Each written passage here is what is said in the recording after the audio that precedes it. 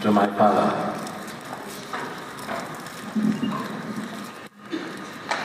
No one can mess with me when I'm in my bullfighting hat.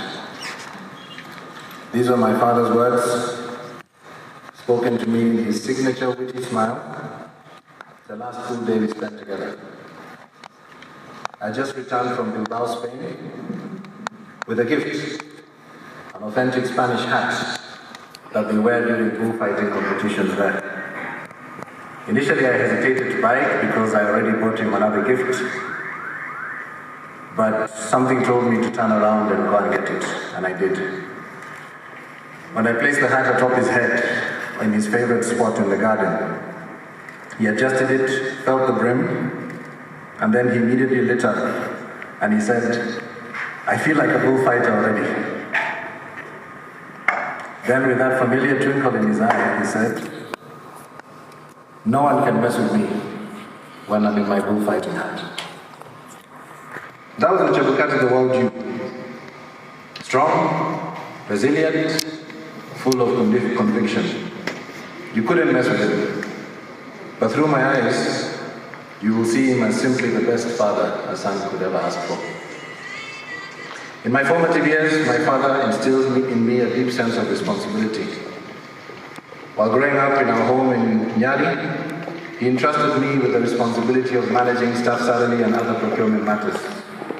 Each month, I would prepare a budget, present it to him for approval, collect the funds, disburse the funds, and ensure that every employee and casual appended their signature upon receipt.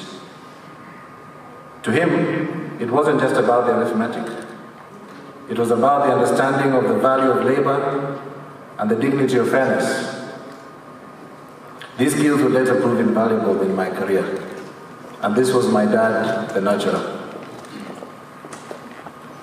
On to my high school years, and it was just the two of us in Mombasa during my examination year.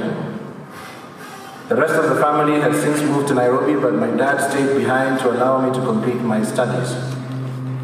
It was a special chapter, and we settled into a routine. Takeout became our staple.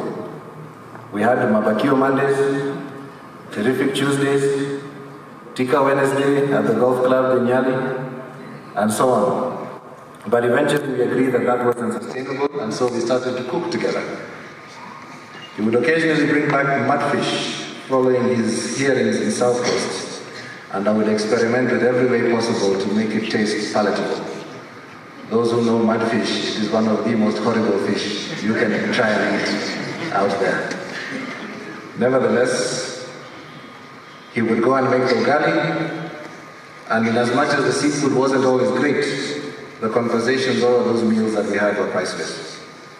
This was his way of guiding me. It was never forceful, but gentle, trusting, and with room for me to grow into my own choices. That was my dad, the companion. Driving was another bond that we shared. It started in Mombasa, where I often chauffeured him around, and over time I naturally became the designated driver of the family, much to the displeasure of my two older siblings. Together we traveled thousands of kilometers, Mombasa to Nairobi, Kitale, Joro, the Great Rift Valley and beyond. He was always in the passenger seat, guiding me with his steady voice. Of course, road trips went without their hiccups. Whenever I hit a pothole too hard or took a turn too fast, my mother and siblings here behind me would grumble from the back seat. But he would always defend me and he'd say, "Leave him alone. If I were driving, it would be much worse." That was my dad, the unwavering supporter. My dad was also a believer in my dreams. Following high school, I joined USIU Africa to pursue a degree in applied computer technology and immediately secured an internship and later a job. However, one evening on the 19th hole at Royal Golf Club, and the golfers know which hole the 19th hole is, I told him that I was going to resign. He was excited at first, assuming that I had gotten a better opportunity, but that wasn't the case. He asked me sternly, "How can you leave a job before you get another job?" But when I told him I wanted to pursue a master's degree at Carnegie Mellon, he was at peace.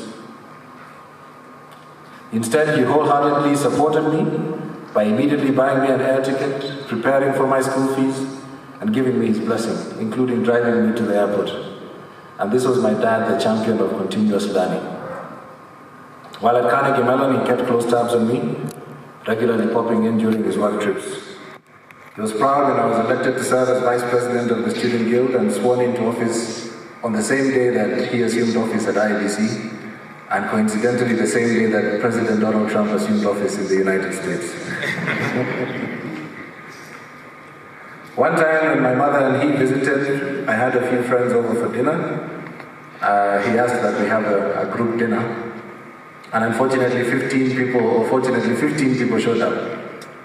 They were all excited and eagerly eager to meet Chairman, people from varying nationalities from across the world. They just wanted to come and say hello. Later on in life, when he completed his term of office, he was gifted, he had earlier been gifted a Rwandan traditional stick called an inkono, given to great warriors. And when he completed his term of office, he came home, took off his tie, and he reached for that stick. To me, that was symbolic and a poignant reminder that the impact of leadership transcends borders. My dad also supported me in business. When I started my business in Rwanda, we needed some money to secure some premium office space. And so he loaned me Kenya shillings 620,000, interest-free for 12 months. When we repaid him as a company 1 month early, he was proud. But when he learned that the bank had flagged the transaction as suspicious because I was supposedly the son of a politician, he was absolutely furious. The same bank later on refused to open a business account for one of my businesses, citing the same reasons. His response? He closed his own accounts with the bank. Much to the frantic calls of all the managers, he ignored them, hung up on them, and proceeded to close his accounts with that bank, and moved his salary account elsewhere. This was my father, principled, protective, and unwilling to let his family be mistreated. You couldn't mess with him. As my life in business grew, I would regularly consult him, and he would regularly challenge me, given that, after all, he had been in private practice for over 30 years, so he knew a thing or two about business. One evening, following another sitting at the 19th hole, he insisted on escorting me home. I obliged, excited to finally get to show my dad my apartment. He entered and I gave him a customary tour. Kamwambia, ona TV mzee, iko pale, ni sawa. Iko sofa set hapa, wacha nikuonyeshe fridge, and so on. I was very excited to have him over. And then later on we sat on our balcony, and with my chest proudly out, I said, I've achieved all this because we've got a good client and they're bringing in a certain amount every month. He looked at me, smiled, and with his typical quirky smile, he said, only. Hiyo ni kidogo, double it. This confused me. I was expecting a pat on the back. Well done, son. Congratulations on what you have achieved. But here he was challenging me to do more, to be more, and to achieve more. I'm proud I had the opportunity to report back to him that I successfully doubled it as he had initially wished. As time went on, my hard work was recognized and I was invited to CMU to receive an award. It's a prestigious award that only 100 alumni out of 100,000 have received. My parents insisted on coming with me, and indeed he said, you're coming with us, or rather we're coming with you, and you're flying in business class with us. Following that trip, the initial symptoms of his illness began to show, and subsequently, the rest, as the eulogy has been read, speaks to that.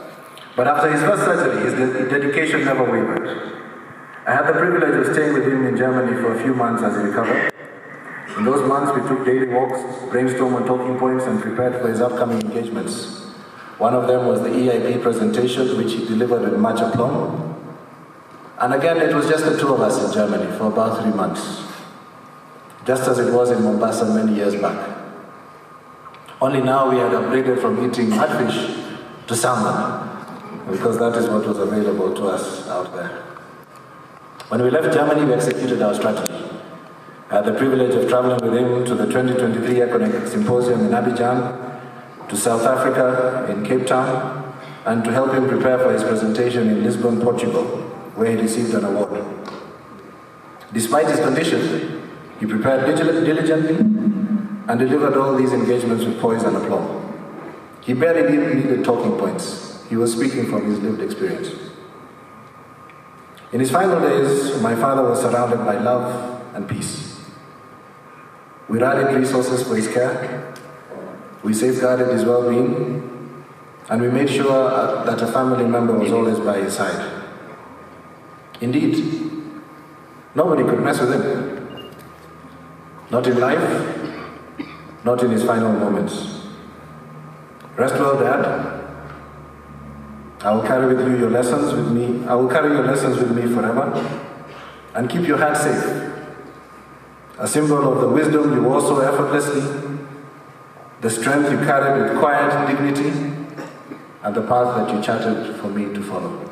Thank you.